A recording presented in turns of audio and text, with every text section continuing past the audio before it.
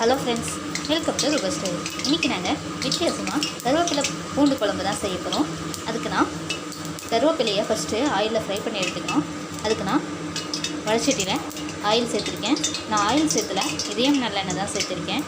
So குழம்பு items, புளிக்குழம்பு இந்த மாதிரிலாம் நல்லெண்ணெய் ஊற்றி செஞ்சால் செம்ம டேஸ்ட்டாக இருக்கும். அதனால் நான் ஆயில் யூஸ் பண்ணல, நல்லெண்ணெய் தான் யூஸ் பண்ணியிருக்கேன். ஸோ எண்ணெய் ஹீட் ஆகிடுச்சு.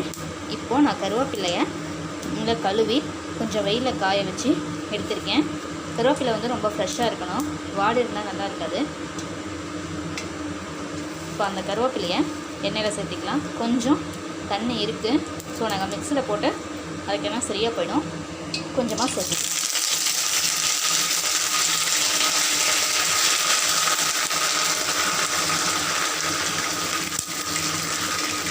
கருவேப்பிலையை கிறிஸ்பினஸாக நல்லா ஆயிலில் ஃப்ரை பண்ணி எடுத்துக்கோங்க.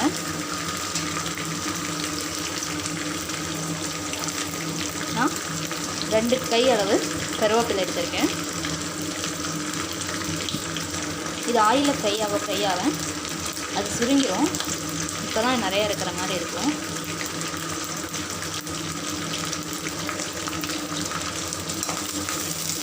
நல்லா மொறுமொறுப்பான தன்மை வர வரைக்கும் நல்லா கருவேப்பிலையை ஃபஸ்ட்டு ஆயிலில் ஃப்ரை பண்ணி எடுத்துக்கணும்.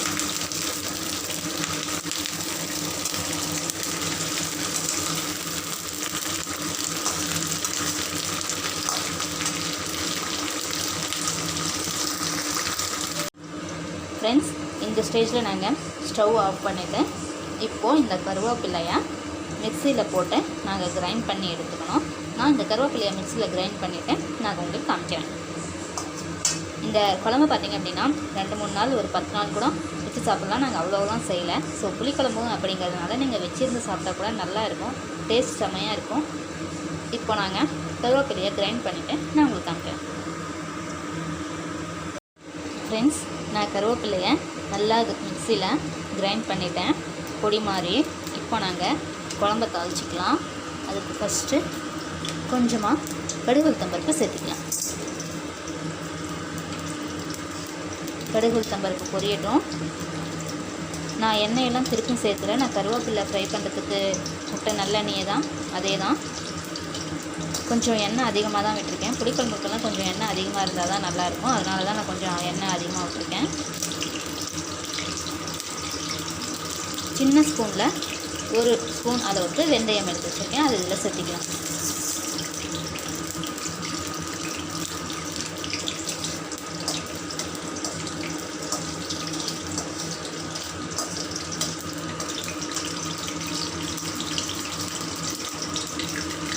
ரெண்டு வரமிளகா சேர்த்திக்கலாம்.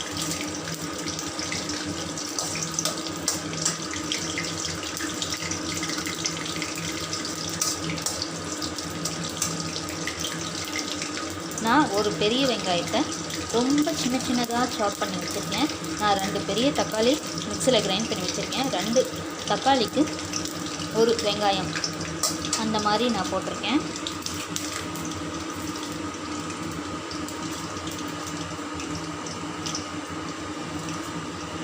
பாருங்கள், நான் ஒரு பெரிய வெங்காயம், கொஞ்சமாக கருவேப்பிலை, ஃப்ளேவர் போட்டால் தான் நல்லாயிருக்கும் கருவேப்பிலை. ஸோ அதனால் கட் பண்ணி வச்சுருக்க ஒரு பெரிய வெங்காயம், கருவேப்பிலையும் சேர்த்துக்கலாம்.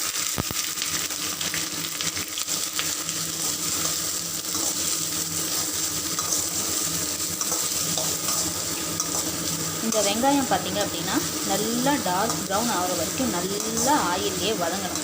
அப்போ தான் குழம்பு டேஸ்ட் நல்லாயிருக்கும். ஏன்னா வந்து ஆனியன் ஒரு ஸ்வீட்னஸ் கொடுக்கும். ஸோ அது ஆயிலில் வதங்க தான் அந்த ஸ்வீட்னஸ் இறங்கும். அதனால் நல்லா டார்க் ப்ரௌன் வர வரைக்கும் நல்லா ஆனியனை எண்ணெயிலே வதங்குங்க. டைம் எடுக்கும், 2 to 3 மினிட்ஸ் ஆகும். ஸோ வெயிட் பண்ணி நல்லா வெங்காயத்தை எண்ணெயிலே வதக்குங்க. கலர் சேஞ்ச் ஆகும், அது வரைக்கும் நீங்கள் வெங்காயத்தை எண்ணெயில் நல்லா வதக்குங்க. அப்போ தான் குழம்பு டேஸ்ட் செமையாக இருக்கும்.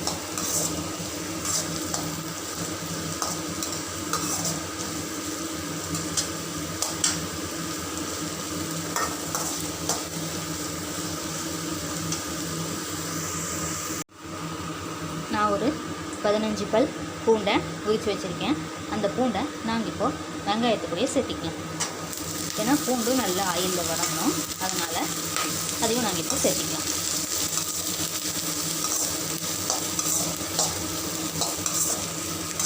ஒரு 2 நிமிஷம் பூண்டு நல்லா எண்ணெயிலே வதங்கட்டும். அதுக்கப்புறம் நாங்கள் அரைச்சி வச்சுருக்க தக்காளியை இதில் சேர்த்திக்கலாம். நான் 2 பெரிய தக்காளி பெருசாக எடுத்ததுனால நான் 2 சேர்த்திக்கிட்டேன். ஸோ நாங்கள் அரைச்சி வச்சுருக்க தக்காளி ஒரு 2 நிமிஷம் கழித்து நாங்கள் இதை சேர்த்திக்கலாம்.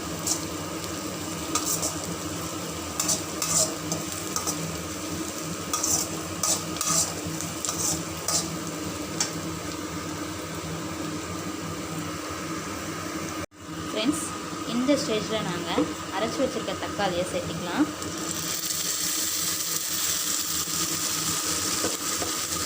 இப்போ தக்காளி, பூண்டு, வெங்காயம் எல்லாம் நல்லா வதங்கட்டும். இப்போ நாங்கள் தக்காளி சேர்த்ததுனால ஒரு 2 நிமிஷம் இருக்கட்டும். கொஞ்சம் நேரம் கழித்து நாங்கள் அரைச்சி வச்சுருக்க கருவேப்பிலை பொடியை நாங்கள் சேர்த்திக்கலாம். ஒரு 2 நிமிஷம், ஏன்னா தக்காளியில் தண்ணி இருந்தால் அதெல்லாம் நல்லா சுண்டட்டும். அதுக்கப்புறம் நாங்கள் அரைச்சி வச்சுருக்க கருவேப்பிலை பொடியை நாங்கள் இதில் சேர்த்திக்கலாம். இந்த ஸ்டேஜில் நாங்கள் மிக்சியில் பொடி பண்ணி வச்சுருக்க கருவேப்பிலை பொடியை நாங்கள் சேர்த்திக்கலாம்.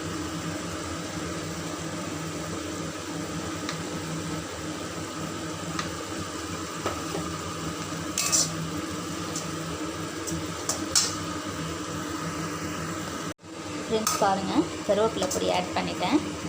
இப்போது காரத்துக்கு 1 டேபிள் ஸ்பூன் மிளகாய் தூள் எடுத்து வச்சுருக்கேன், அதை இதில் சேர்த்திக்கலாம்.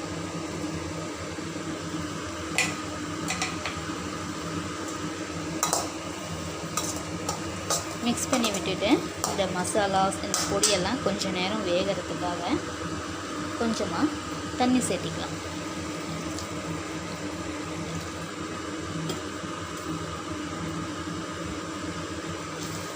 ரெண்டு நிமிஷம் வேகட்டும். அதுக்கப்புறமா புளி, நான் ஒரு சின்ன எலுமிச்சைப்பழம் சைஸ் அளவு நான் புளி ஊற வச்சுருக்கேன். நான் ஏன்னா தக்காளியும் சேர்த்துருக்கோம். புளி ரொம்ப சேர்த்தணும் அப்படின்னா ரொம்ப புளிப்பாக இருக்கும், சாப்பிட முடியாது. அதனால் நான் சின்ன எலுமிச்சைப்பழம் சைஸ் தான் நான் புளி ஊற வச்சுருக்கேன். ஊற வச்சு நான் நல்லா கரைச்சி வச்சுருக்கேன். அந்த புளி கரைசலை நாங்கள் ஆட் பண்ணணும். ஒரு 2 நிமிஷம் இந்த தண்ணியில் வேகட்டும்.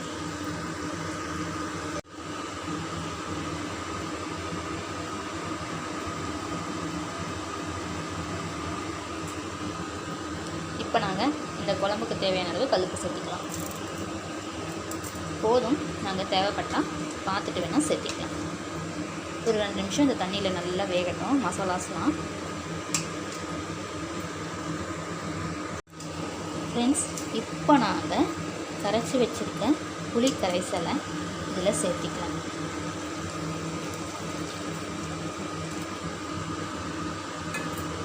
கொஞ்சமாக தண்ணி சேர்த்திக்கலாம்.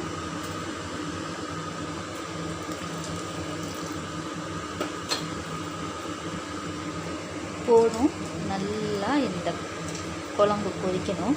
கொதிக்க தான் டேஸ்ட், நல்லா புளிப்பு டேஸ்ட்டு, அந்த பொடி டேஸ்ட்டு எல்லாம் நல்லா குழம்புல இறங்கி குழம்பு செம்ம டேஸ்ட்டாக வரும். ஸோ நல்லா குழம்பு கொதிக்கட்டும். நான் கொதிச்சுட்டு குழம்பு எப்படி ரெடியாக இருக்குன்னு நான் உங்களுக்கு காமிக்கிறேன். இந்த கருவேப்பிலை பூண்டு குழம்பு பார்த்தீங்க அப்படின்னா சுடு சாதம் போட்டு நீங்கள் வச்சு சாப்பிட்டீங்க அப்படின்னா டேஸ்ட்டு செம்மையாக இருக்கும். நான் சொன்ன மெத்தடில் நீங்கள் ட்ரை பண்ணி பாருங்கள். டவுட் ஏதாவது இருந்தால் கமெண்ட் பண்ணுங்கள். டேஸ்ட் எப்படி வந்திருக்குன்னு எனக்கு கமெண்ட் பண்ணுங்கள். இப்போ குழம்பு நல்லா கொதிச்சுட்டு ரெடியானதுக்கப்புறம் நான் உங்களுக்கு காமிக்கிறேன். ஃப்ரெண்ட்ஸ், இந்த ஸ்டேஜில் நாங்கள் கொஞ்சமாக வெல்லம் சேர்த்திக்கலாம்.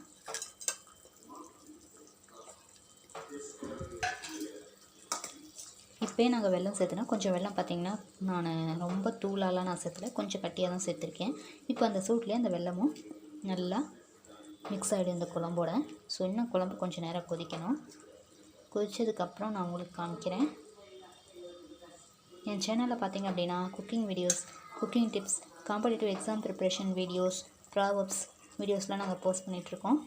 நீங்கள் பாருங்கள், உங்கள் ஃப்ரெண்ட்ஸ்க்கும் வீடியோஸை ஷேர் பண்ணி விடுங்க. என்னோடய சேனலை இப்போ தான் ஃபர்ஸ்ட் டைம் பார்க்குறீங்க அப்படின்னா சப்ஸ்கிரைப் பண்ணி பக்கத்தில் இருக்க பெல் பட்டன் ப்ரெஸ் பண்ணி ஆளுங்கிற ஆப்ஷன் கொடுத்துக்கோங்க. அப்போ தான் நான் போடுற வீடியோஸ் எல்லாமே உங்களுக்கு நோட்டிஃபிகேஷனாக வரும். உங்களால் உடனே தெரிஞ்சுக்க முடியும். இந்த குழம்பு பார்த்திங்க அப்படின்னா 5 மினிட்ஸ் கொதிக்கணும். கொதிச்சதுக்கப்புறம் நாங்கள் பார்க்கலாம். ஃப்ரெண்ட்ஸ் பாருங்கள், குழம்பு சூப்பராக ரெடி ஆயிடுச்சு. டேஸ்ட் பார்த்துட்டேன், செமையாக இருக்குது. நான் சொன்ன மெத்தடில் நீங்களும் கருவேப்பிலை பூண்டு குழம்பு ட்ரை பண்ணி பார்த்துட்டு டேஸ்ட் எப்படி இருக்குன்னு எனக்கு கமெண்ட் பண்ணுங்கள். இதே மாதிரி இன்னொரு புது ரெசிபியில் நான் உங்களை சந்திக்கிறேன். பாய்.